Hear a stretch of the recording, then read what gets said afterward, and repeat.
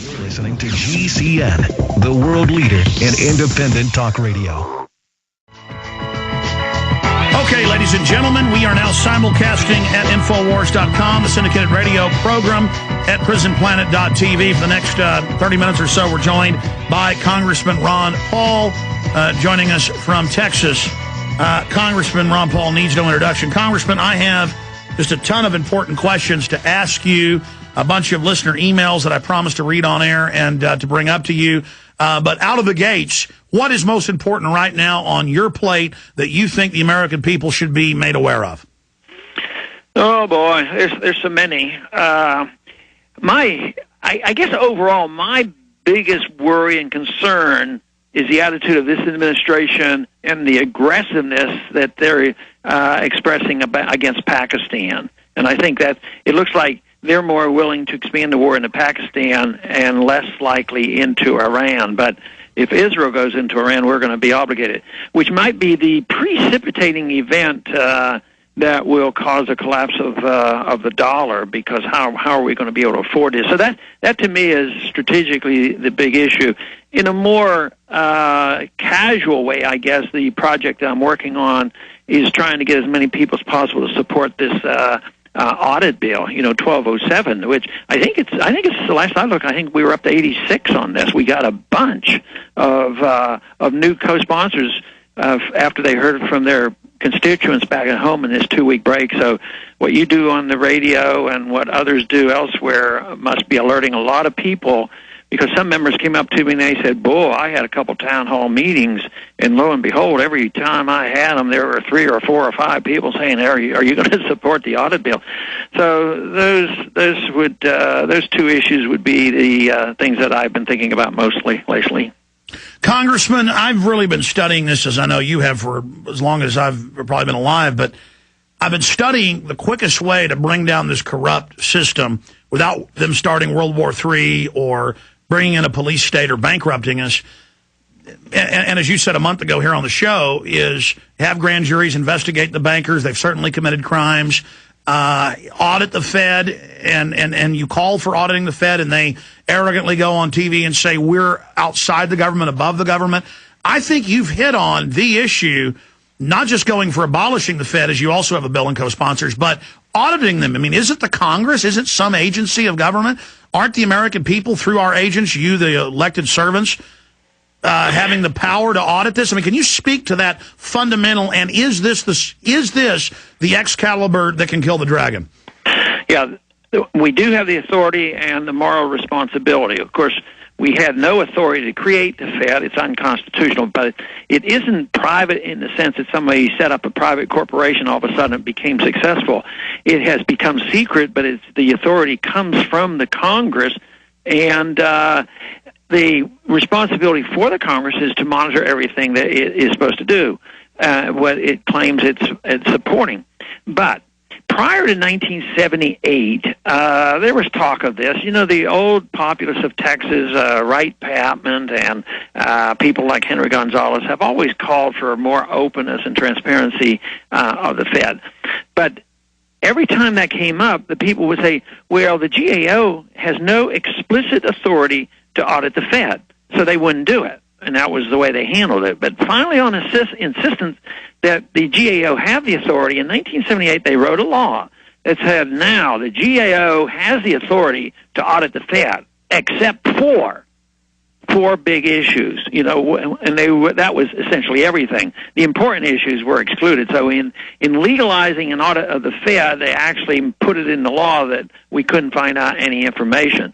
So what we have to do, and what my bill does, is repeals those prohibitions against finding any information from the Fed.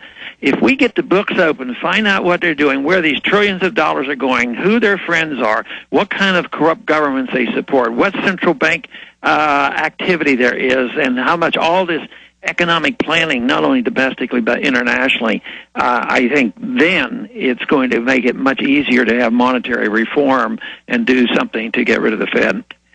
So that's the bottom line. We have to audit the bankers that have designed this implosion, who are openly announcing G20 Bank of the World with a global regulatory authority. Can you speak to the fact that all these years you've written books, you've spoken, we've talked about how they believe in globalism and one world government, and now, Congressman, they are openly coming out after they've engineered the crisis, and they're saying the solution is giving us unlimited power?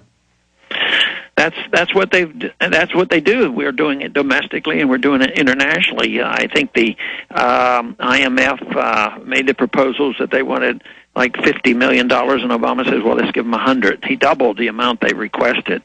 And that's more power into these international organizations. At the same time, look at all the power that's gravitating to Washington. Real estate prices aren't going down in Washington because there's so many people moving in. They have been doing this for years. Every time they create a problem, they say, well, there's not enough power. Their explanation now, and I think a key speech was that economic speech that Obama gave. You know, he said, well, we do have problems, and there's an emergency, and we have to do this. We don't have enough regulations, so we need more government regulations and international regulation. That means they're going to bring in these international government. Then he said, well, we have to pump more money into education. We have to pump more money and nationalize medical care. And then we also have to take over all this energy problem that we have. But then his fifth part of his speech was, you know, we have to act responsibly. We have to now devise a system of government where we act within our means and get this budget under control. But we don't have to do that for a while. Let's do that in 10 years from now. I don't know how they can do that with a straight face and how the American people can swallow that. At the same time, they just see this financial crisis getting worse, our liberties being diminished, and world government growing. So we have a desperate struggle to wake up the American people. But on the more positive side, there are more now who are becoming aware of what's happening. And the worse the crisis gets, maybe more people will wake up. And that's why I think the auditing the Fed bill is important, because they'll say, because most people don't even know yet that we're not allowed to have this information. Yesterday, I got a co-sponsor of that bill with somebody on the House floor, and he wasn't aware of any of this stuff. He says, you mean we can't audit the Federal Reserve? No, we never could, and there's no authority, and they're excluded. He says, sign me up. So he immediately did. So there's a lot of people who just don't understand this, and that means that once the American people realize this, they will get their congressman to do something about it. Well, Congressman, I know you won't say this because you're a gentleman and very humble. We all need to be praying for you, because you are really leading the charge here on something that could bring down this world government that's in its embryonic phases. I mean, if we audit the U.S. governorship of the private world banking dictatorship, if you're able to audit them and all of their crimes come out and they start going to prison, their New World Order is dead on arrival. So what you're doing is so historical, and also I would imagine you are a smart guy and know very, very dangerous. Well, I guess getting in a car is dangerous too, so I try not to dwell too much on that. But I mean, certainly on record, you know the globalists are dangerous folks. Oh yeah, I mean when they think you're achieving something, I said the closer we come to achieving it, I think probably the danger does increase. Well, our prayers are with you, sir. Global warming, total fraud. I've seen the studies. The majority of scientists say it's a total fraud. Carbon dioxide is part of the life cycle. They admit that they want to shut down all the coal plants, restrict industry, put federal bureaucracy over every facet of life, tracker boxes in all the cars. The New York Times reports Obama wants to tax us by the mile. They say this is their answer to fund all the increased government spending. I mean, this sounds like a Soviet takeover. Yeah, they're using it's their excuse for even further expansion of the government. About a month ago, they had, and this was not in the middle of winter, this was springtime, and they had this meeting planned in Washington, D.C. I don't know, maybe you did see this in the news, for this major meeting on global warming. And we had a very late, very severe cold front come through, and it had to be canceled because there was ice and snow in Washington, D.C. So it was sort of a thing that we chuckled about.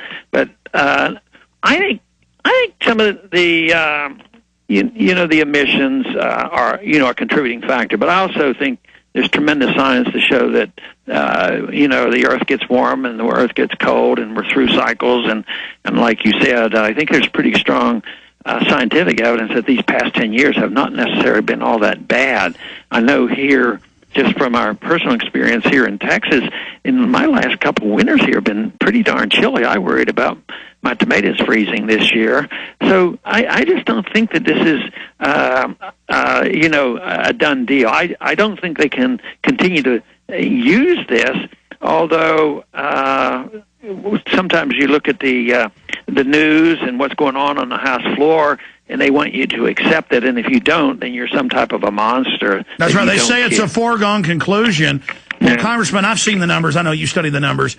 The UN's own reports claim that humankind is contributing to the increase in temperature by 3%, and the rest is volcanoes and the ocean and other creatures that exhale carbon dioxide that plants breathe.